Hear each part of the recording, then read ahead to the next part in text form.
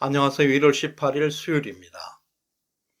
해외 도피 8개월 만에 쌍방울 김성태를 잡아왔습니다. 도망가는 자가 범인이라고 했습니다. 김성태는 그 사람을 모른다. 이재명은 그분을 모른다. 입을 맞춘 듯 연막작전입니다. 정말 웃기는 것은 두 사람의 호칭입니다. 김성태는 이 대표에게 그 사람이라고 부르고 이재명은 김성태에게 그분이라고 깍듯이 존칭을 사용하고 있다는 것입니다. 명색이 대통령 후보, 현재 야당 당수에게 이게 무슨 쪽팔림이겠습니까? 아무튼 이재명에게 오늘부터 또 다른 세계가 시작되고 있습니다. 한동훈 장관은 작년 12월 말에 우리나라 조직폭력배들이 백주 대낮에 활보하고 있고 정치인 뒷배로 기업인 행세를 하면서 국민들을 괴롭히는 나라가 되어서는 안 된다고 밝혔습니다. 이 발언은 쌍방울과 KH그룹을 겨냥한 발언입니다. 특히 한동훈 장관은 주가 조작, 무자본 M&A 등에 개입해 경제 질서를 어지럽히고 약한 사람을 괴롭히는 조직 폭력 범죄는 반드시 뿌리 뽑아야 한다 라고 말했습니다. 이것 역시 쌍방울과 KH그룹의 기업 사냥에 대해서 강도 높은 수사를 예고하고 있는 발언입니다. 이제 막산이는 죽었습니다. 막산이 이재명의 가장 큰 실수는 잡놈이면서 대통령을 노린 죄입니다. 막산이가 주도했던 대장동, 위례신도시, 성남FC, 쌍방울 대북 송금 사건, 버카 사건 등등에는 공생관계에 있는 수십 명의 조직원들이 있습니다. 이들은 서로 배신하면 죽어야 하는 공동 운명체가 되었습니다. 오직 이재명을 대통령을 만들어야만 살 수 있게 되었습니다. 외통수에 걸린 것입니다. 애초부터 이재명은 국민과 국가는 없었습니다. 미래를 생각하는 사람이 저렇게 막 살지는 않습니다. 자신의 이익을 위해서 무슨 짓이라도 할 수 있고 천벌받는 짓이라도 기꺼이 감히 할 수 있는 인간이었습니다. 대통령은 자신들의 비리를 덮을 수 있는 유일한 권력이었습니다. 그래서 대통령에 이재명이가 출마한 것뿐입니다. 오래전부터 막산이는 감당할 수 없는 강을 건넜습니다. 이제 이재명의 삶에는 자유의지가 사라졌습니다. 김만배에게 휘둘리고 있고 유동규에게 사람 취급받지 못하고 있습니다.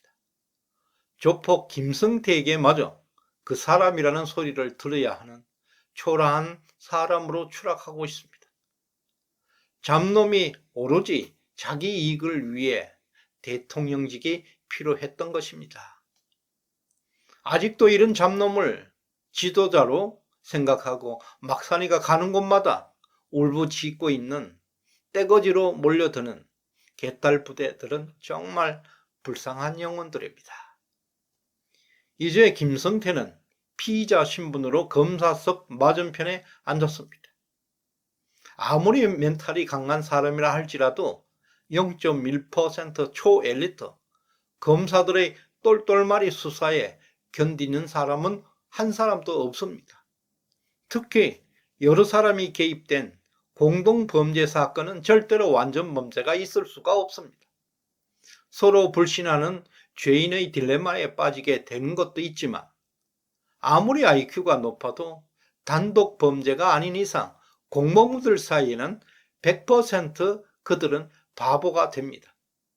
공범끼리 말을 맞추는 것이 불가능하기 때문입니다. 공범들의 지능은 원숭이 수준으로 떨어지게 되는 것입니다. 누구나 자백할 수밖에 없는 이유입니다.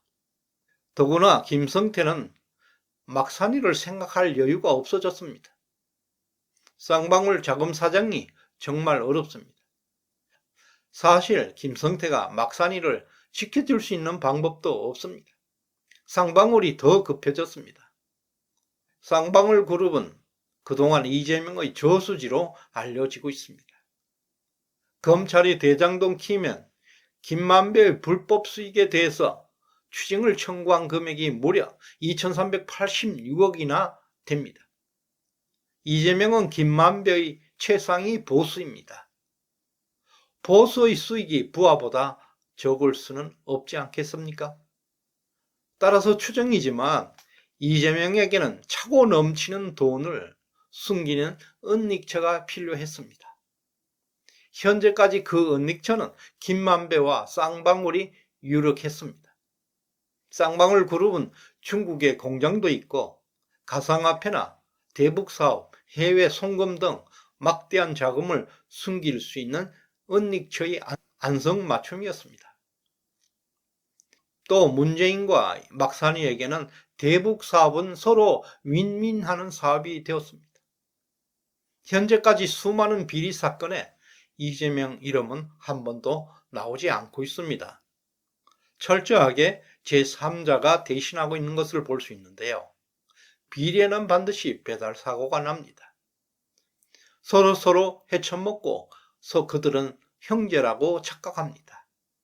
지금까지 구속되어 있는 정진상, 김용, 남욱, 정영학, 유동규, 안부수, 이화영 등은 엄밀하게 말해서 배달 사고를 일으킨 자법들입니다. 지금부터 김만배, 김성태 그리고 이재명의 저수지가 탈탈 털리게 되는 모습을 목격하게 될 것입니다. 쌍방울 김성태는 해외 도피 직전에 수원지검 수사 기록까지 빼낼 정도로 범죄 조직이 탄탄했습니다. 검찰에서 이재명의 저수지, 쌍방울 그룹의 자금 흐름을 추적하고 있습니다. 첫 번째, 막산이 변호사비 대납 의혹입니다. 이것은 그야말로 핵폭탄이 됩니다. 대법원까지 초토화시킬 수 있는 대형 법조 비리로 비화할 수 있는 사건입니다. 검찰은 배상윤 KH그룹이 나노스 전환사채 20억을 헐값에 인수했고 나노스 주가 조작에 개입한 정황을 확보하고 있습니다. 나노스 주가를 수십 배 뻥튀기 해서 막산이 변호사비를 마련했다는 의혹을 받고 있는 것입니다. 두 번째, 쌍방울 나노스 주가 조작 사건입니다. 2017년 쌍방울 김성태는 돈 한 푼 안 들이고 나노스를 인수하게 됩니다. 소위 무자본 M&A입니다. 상장회사 나노스를 인수하는 과정에서 나노스 전환사채 200억을 발행합니다. 김성태 일당은 그 200억을 헐값으로 매입합니다. 그 이후 나노스 주가는 7배, 8배 폭등합니다. 고점에서 모두 매도를 쳐서 2천억 이상 주가 수익을 올렸다는 의혹을 받고 있습니다. 한동훈 장관이 주가 조작과 무자본 M&A 등에 대한 강력한 수사를 예고한 것도 이런 이유입니다.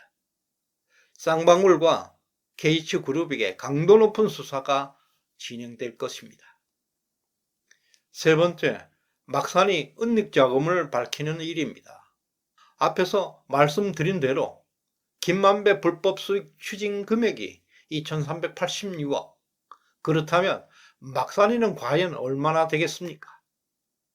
추정이지만 어마어마한 천문학적인 돈이 제3자 명의로 지금 어디엔가 숨어 있다는 얘기가 됩니다.